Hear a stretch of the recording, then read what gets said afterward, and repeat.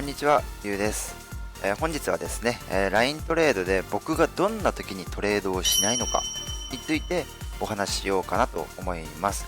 割とですね、レジスタンスとかサポートラインとかっていうのを僕はかなり意識してトレードしてるっていうスタイルなんですけども、でも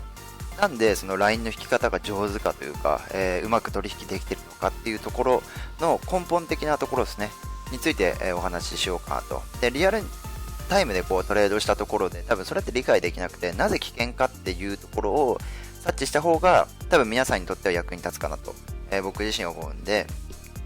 だから僕がどんな時はエントリーしないよっていうところ、についてお話しさせていただければなと、思っております。では行きましょう。じゃあどんな時に、トレードしないかっていうと、僕がすごく大事にしてるのは A のサイクルと V のサイクル、っていうのを、すごく意識してるんですね。で、大型の V と小型の V っていうのがありまして、相場っていうのは必ず売り買いされるんですよ。売り買いされる。こう、ジグザグジグザグって。まあ、いわゆる売られたら陰線、買われたら陽線と。要は、買われてるときは黄色のラインで、売られてるときはまあ白のラインと。シンプルにこうローソク足から売り買いされてることが目の前でわかるわけじゃないですか。で、じゃあどんな時にこれを見てトレードしないかっていった時に、まず周期、いわゆる、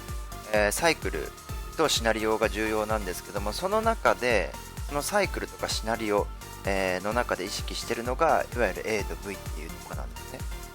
で、この A と V ってどういうことかっていうと、例えばこれも A ですよね。A ですよね。要は A の形って、まあ、A です。A です。A わかんない人いないと思うんですけど。あとはまあ V ですね。はい。ダーンと V な感じですよ。A と V のその関係性をお話ししていくと、要は必ず A と V って細かくなり大きくなり必ずできてくるわけです。でいわゆるこれが僕が今取引しない相場なんですね。まさに絶対にエントリーしないなという相場で、これ大型の V を作っている。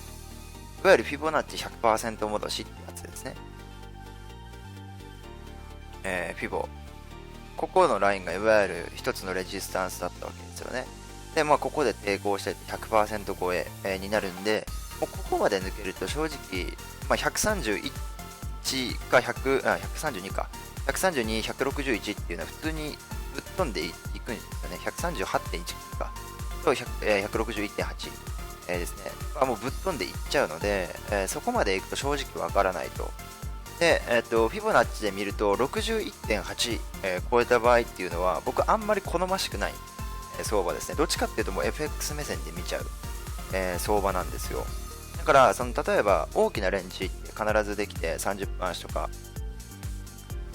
でできるとこうできるじゃないですか。 A と、まあ、ここ A ですね。いわゆるこれが V、でここが A、まあ、ここは A が多いですね。で、A が多い相場っていうのは、いわゆる、売り相場に近いわけですよね。で、V が強い相場っていうのは当然買いが強い相場なんですよ。まあ、いわゆるここに言うと V がこう、だんだん上がってきて、V で A ができて、A ができて、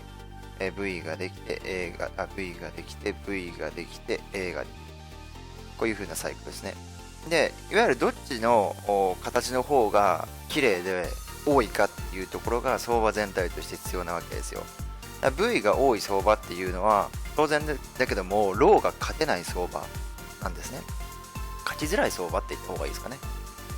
なのでその波動と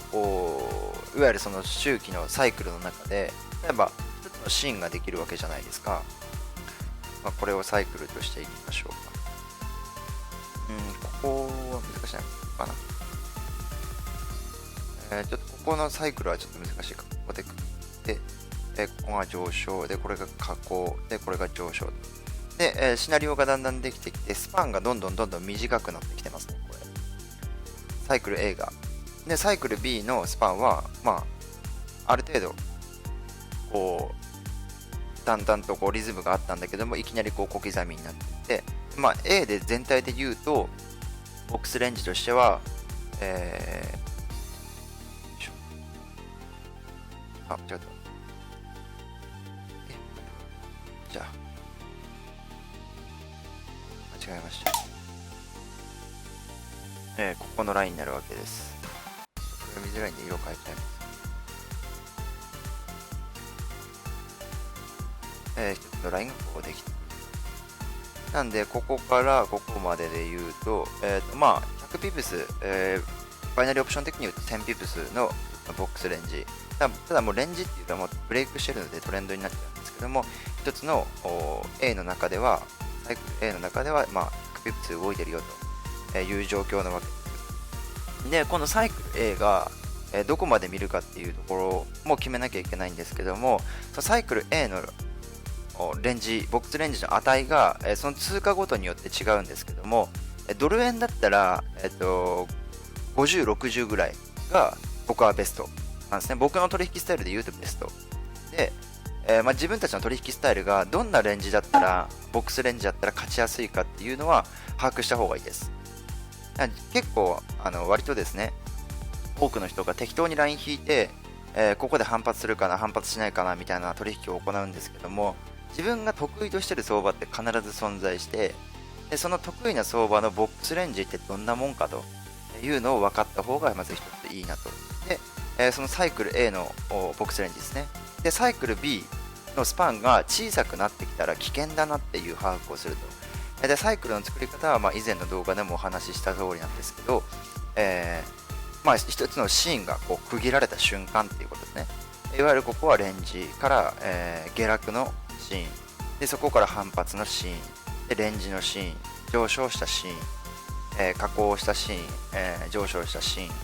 レンジからのブレイクシーンで、A を作ったシーンで、また V を作ったシーンっていうように、まあ、シーンごとに一つ一つ区切っていくと、まあ、かなりこう細かく、ね、サイクルができてきて、でこのサイクルがどんどん短くなればなるほど、FX トレーダーっていうのは非常に美味しいわけですよね。売り買いされるパワーがものすごく大きいっていうことですから、当然ですけどボラが出ると。ボラが出るっていうことは当然ピップスも抜きやすいということになってくるので、僕はそのサイクル A とサイクル B、それからそのシナリオ、できてくるシナリオ、このサイクル B ができてくるシナリオのスパンがどんどん短くなってくるわけですよ。でこの短くなってきたスパンの中から、V 字、V と A の関係性、どちらが非常に多いのか、っていうところを把握しながら、じゃあレジサポの有効性をこう見抜いていくわけです。で当然だけども V が多い、相場だったら当然だけどもサポートラインは割と有効的になってくる。で、A が多い相場っていうのが、いわゆるレジスタンスが有効的になってくる相場、っていうふうに僕は判別してます。まあ、もう僕のトレードの答えみたいなもんなんですけど、はい、僕はそれをこう意識することによって、かなり上手にトレード、上手にというか、上手かどうかは皆さんの判断なんですけども、しっかり1日1000万ぐらいは稼げてると、マックスで4000万ぐらい稼げてるっていう結論ですね。A と V の関係性をちゃんと見ていくっていうことですね。A ができてたらやっぱり、非常にいいです。やっぱローはいいです。で僕どっちかっていうとハイよりローが好きな人なんで、割とローエントリーの方が多いです。個人的にね、なんかロー好きなんですよね。はい。下げれーみたいな感じですよ。割と一緒にこうね、仲間とトレードしてると。でね、まあ、もちろんその、バイナリーオプションとか投資において感情って引用したら負けだと僕は思ってるんですけど、楽しみながらトレードするのは割とありだと思ってて、本当に、下がれってこう、みんなで連呼しながら遊んでる時もあります。みんなでトレードした方がね、楽しいですからね。はい、ということで、この周期っていうのをこう見てください。で、5分足にすると割と、値動きっていうのがこう激しくなるんで、V っていうのが頻繁に見えてくるんですよ。でもこれざっと見ただけでも V が多いの分かりますよね。で、大型の V ができた時っていうのはもう基本危険。本当に危険です、こういう。多分、順張りの方が、優勢ですね、こういう相場。まあ、今日は、日本時間って12時半ですかね。日本時間12時半で、政策金利、があるので、中央銀行ね、オセアニア系ですね。があるので、当然王子が買われるという、ニュージーと王子が買われているという現状なんですけども、はい。割とこの相場を気をつけながらいくと。これも V ですよ。一つの V になります。サイクル A の V。でサイクル B の V と、V はこれですね。で明らか大きいじゃないですか、この V。この相場見て、もうここで気づくべきなんですよ。危ないなと。で、ここは本来売りの方が強かったんですね。ただ、窓開いておかしくなっちゃいましたね。よくわかんない相場になったんで、今週の相場は先週と明らかに違うということが、もう一目でわかる。先週の金曜日夜の動きと、月曜からの朝の動き比べて、もう全然違うということがわかるので、これを把握しながらトレードしていく。で、V が大きい。明らかに V がこうパッと見て目立つじゃないですか。大型の V、中 V、小 V があるので、これはもう買い相場なんだなっていうことをちょっと把握していく。確かに A も見えます。ここに A があるようにも見えるんですけど、100% 戻しじゃないんですね。で、V はほとんど 100% 戻しなんです。ここもそうですね。100% 戻し。要は多分これ 61.8%、で大体反発されてると。で、フィボナッチで一番有効的なのは 61.8% と、王道だって言われてますけども、やっぱり 61.8 って割と意識されてるなと思うんです。だから僕はあんまフィボナッチ使わないです。ミドルエースメント全然使わないんですけど、今こうやって動画で話してるから、分かりやすくお話はしているんですけども、この 100% 戻しの相場っていうのは基本危険と。でそっちの方が、そっちに行きがちってことですね。こう 100% 戻したら今上昇の方が強い。で、この全体として見ても当然だけども、これは 100% 戻しです。フィボナッチ。61.8 で多分ここら辺なんですよ。抵抗してる。だけども抜けたからやっぱ上昇しに行ってる。だからこれ指標次第ですけども、上行って下行って、多分12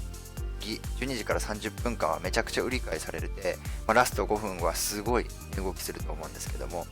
値動きして、もしいい発表があればドンと上にぶっ飛んでいくと。で、下に行く場合っていうのは多分ここら辺にサポートはあれども、多分ロスカットがめちゃくちゃ入ってくるんで、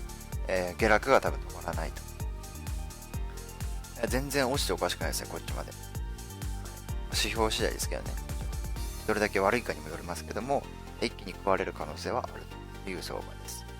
でこうやって全体見ていくと、今日自分が取引するべきなのか、するべきではないのかっていうところについて把握できるから、今日一日をどう過ごしていくかっていうプランを立てられるわけですよ。例えば今日はバイナリーオプション危険だなと。じゃあ FX に集中しようでもいいです。でも FX もなんか危険だなと。暗号というかビットコイン割と今日動いてるなと思ったらビットコインのトレードに移行すると。そういうふうに自分の投資家としてのそのライフスタイルの作り方ってやっぱ重要だと思っていて、ただ危険な相場で待っていて、じゃあエントリーしました。3時間4時間も相場見て研究して、いざ入ったなんていうのエントリーが負けたらもうなんかすげえ嫌じゃないですか。今日一日超無駄にした気分っていうか、もうなんだろう、もうチーンって感じですよね。今日一日も何やってたんだろうみたいな、悲しいみたいななると思うんで、それはもう僕もすごいそういう経験がたくさんあるから、ちゃんと相場分析ってしてからエントリーしないといけないなっていう風に把握してから、こう全体相場の流れって見るようになったんですね。はい。なんで自分の手法がね、どんなボックスレンジが強くて、どういったサイクロンの時が非常に有効的なのかっていう相場分析をするって本当に重要なので、ちゃんと朝一見てほしいです。僕はね、海外にいるのでまだ10時と、最近早寝早起きの生活してて、朝7時ぐらいに起きての生活なんで、ちょうどハイローのマーケットオープンする時間ですね。で、そこから相場見て、どうエントリーして、どの通貨を入らずにどの通貨を入っていこうっていうのを最初に決めて、戦っていきます。なんで勝率が当然高いですね。危険な通貨は入らないからです。全部が例えばシグナルっていうのが鳴ったとしてエントリーね、いろんなシグナルツールっていうの中にあると思うんですけども、多分ね、そのシグナルでも勝ってるとこと負けてるとこ絶対あると思うんですよ。レンジが弱いとか、バンドウォークに弱いとか、RSI が過度に売られすぎ買われすぎの水準よりさらに超えていった時は弱いとか、いろいろこうノウハウによってあると思うんですけども、何が強くて何が弱いかっていう把握をすると、そういう A と V の関係性っていうのは相場分析としては非常に役に立ちやすいと思うんで、サイクル A とサイクル B の考え方、A と V の関係性で、そこまでできる物語の小 V、小 A、中 V、中 A、大 A、大 V、そちらを見ていただくと大まかに相場が見えてくる。僕はレジスタンスが有効な時と、サポートラインが有効な時が分かるんですね。から LINE を引いても間違いない。で、多くの人は何でもかんでもぶっ込んでいくから当然負けるっていう結果になるということです。で、多分この動画ね、めちゃくちゃ価値あると思ってて、なんでかっていうと、なんで有効か、なんで有効じゃないかっていうところが明確化するからなんですよ。なんでかわかんないけど、今日聞いてるな、今日聞いてないなって日あるじゃないですか。自分の LINE が有効的な日と有効的ではない日。この分析ができるから負けを極限に減らすことができるので、ぜひ活用してみてください。ということで、割と僕のエントリーの答えみたいなところにはなってしまってるんですけども、少しでも皆さんトレードに役に立てればなと思います。でですね、最近ちょっとインスタグラムで、かなり動画投稿を、エントリーしたらやって、1分間で撮れるから気軽なんですよね。YouTube って1回撮って編集してあげるから、なんだかんだ1日かかっちゃうんですよ。いけないとこをモザイクしたりとか、出しちゃいけないところとかも当然あるわけですよ、動画じゃ。それはすごいエッチな方じゃない。エッチな方ではないんですけども、そういうのがいろいろあるわけですよ。なんで、意外とこうモザイクかけたりとか、細かいの見せたりとか、口座は僕もいっぱい持ってるからね、口座情報を隠したりとか、いろいろあったりね、大変なんですけども、YouTube じゃなくて Instagram って割と簡単にこう、1分間で撮れたりしてるんで、で、DM 来たら、DM じゃなくて、コメントしてくれたら割と返してるんで、意外とこう、ためになるかもしれないので、ぜひ、見てみてください。で、もう1点ですね。2点あったんですけど、もう1点ですけども、無料配布、EA の無料配布、自動売買ですね。なんですけども、こちらバイナリーオプションの自動売買ではなくて、FX の自動売買になります。で、大きな利率を求めてるんであれば、他でどうぞ買ってください。僕は本当に安定的に資産を貯めるっていう意味で作ったものなんで、過度に稼げるというものではなくて、資産を守るために、銀行貯金に預けてるよりだったら家入れてお金貯めた方がいいよねっていうようなものを作ってるので、割とね、増えるは増えるんですけど、はい。で、XY の購入者は漏れなく全員ついてきます。抽選無関係で全員つけます。XY の購入者の方は。なので、XY の購入者の方が、めちゃくちゃ抽選受かりたいですってめちゃくちゃメール来るんですけど、全員配るんで待っててください。で、さらに言うと、それ以外のバージョンアップとかも考えてるんで、冷静になってください。僕も LINE めちゃくちゃ来すぎて対応できないんで、はい。抽選受かりたいですみたいな LINE 来られてもって感じです。で、普通の動画視聴して、XY 購入されてない方については抽選です。で、多分100名ずつやっていこうかなっていうふうに企画してます。めちゃくちゃ LINE の数来て、大変なんで、100名ずつの抽選結果を何かでこう発表してって、やれればなと思ってます。はい。証券会社も普通の証券会社じゃなくて、僕のお知り合いの方で仲がいい方、仲良くさせていただいている方とか、そういう方の証券会社を使うので、また別途登録のご案内とか、流していきますので、そちらも合わせて、お待ちください。で、たくさんコメントくれてる方とかは、優先的にしていくので、ぜひぜひ期待してていただければなと、思いますので、今後ともよろしくお願いします。バイバイ。